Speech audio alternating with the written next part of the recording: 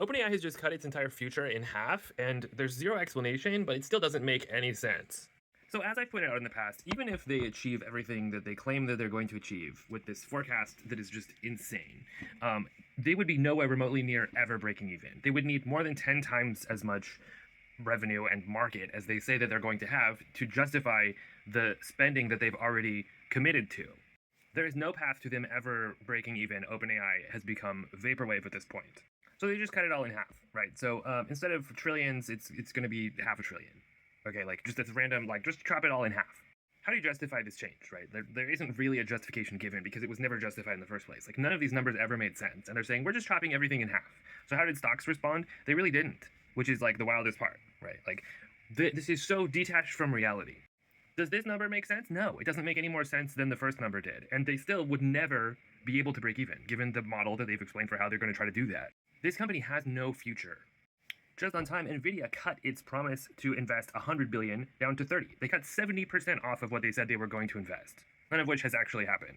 Likewise, Trump's imaginary Stargate project, which is essentially maybe there will be a data center, maybe $500 billion, maybe all these people are investing, who knows?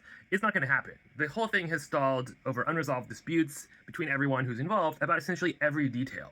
So far, they have failed to agree on anything, from ownership to who's paying for it. They failed to hire a single person or develop a single data center or do anything, like literally nothing. This entire thing is completely imaginary, as everyone who knows anything about this said from the beginning.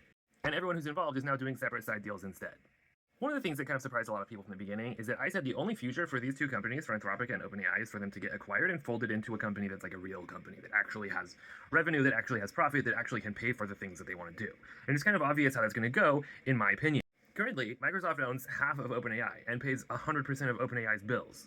So like, what's going to happen to OpenAI, right?